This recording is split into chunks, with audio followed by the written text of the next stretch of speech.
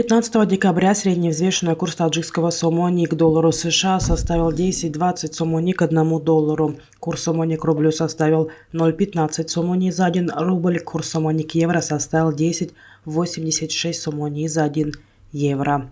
Средние курсы продажи наличной иностранной валюты в кредитных организациях Таджикистана составляет 1 доллар США от 10,20-45 до 10,20 сомони, 1 евро от 10,86-27 до 10,80 сомони, 1 российский рубль от 0,15-80 до 0,16-05 сомони.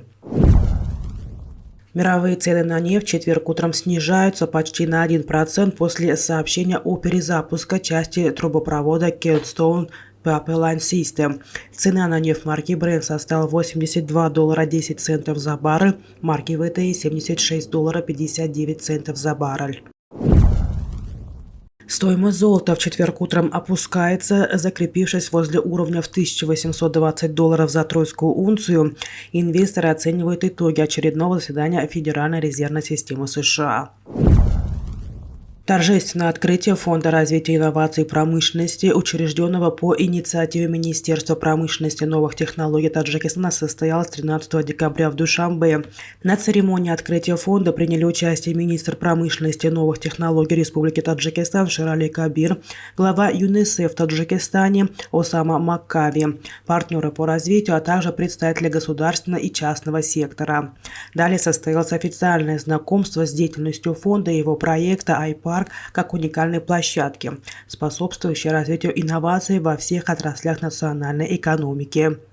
Общественный фонд образован в начале 2022 года. Учредителями фонда являются местные, а также частные компании из сферы IT и промышленности. Цели проекта – способствовать созданию инновационно-технологической экосистемы в стране, стимулировать развитие инновационных решений в разных секторах экономики, создать новые рабочие места.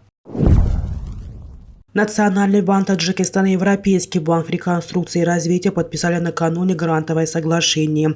НБТ и ЕБРР совместно запускают проект по гендерной финансовой инклюзии «Гендерная финансовая доступность». Соглашение поможет создать благоприятную основу для большей финансовой доступности и обеспечения гендерного равенства в соответствии с национальной стратегией финансовой доступности Республики Таджикистан на 2022-2026 годы.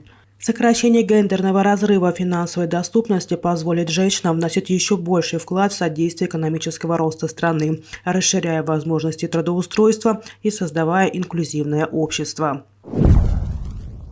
Около 13% от общей суммы госбюджета Таджикистана на будущий год планируется направить на обеспечение социального страхования и социальной защиты населения.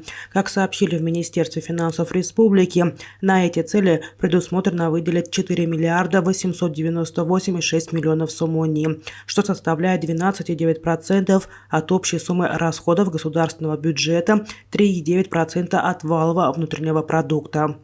Этот показатель на 13,1% или на 567 миллионов сомони больше, чем средства, предусмотренные в государственном бюджете за текущий 2022 год.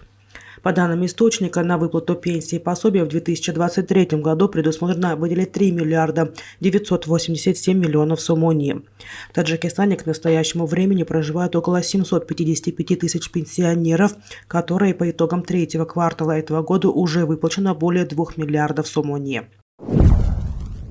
Таджикистан призвал Индонезию инвестировать в свободные экономические зоны республики и активизации торговли. Накануне 14 декабря в Женеве на полях саммита эффективного сотрудничества в целях развития 2022 состоялась встреча заместителя министра экономического развития и торговли Республики Таджикистан Абдурахмана Абдурахманзода с статс-секретарем Министерства планирования и развития Индонезии Тауфик Ханафи. В ходе встречи стороны обменялись мнениями по вопросам расширения двухсторонних отношений в сферах экономики и торговли, привлечения инвестиций и другим вопросам, представляющим взаимный интерес.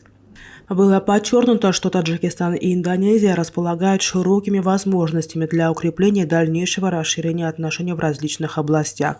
Также в ходе встречи заместитель министра упомянул о возможности свободных экономических зон Таджикистана и призвал к увеличению инвестиций.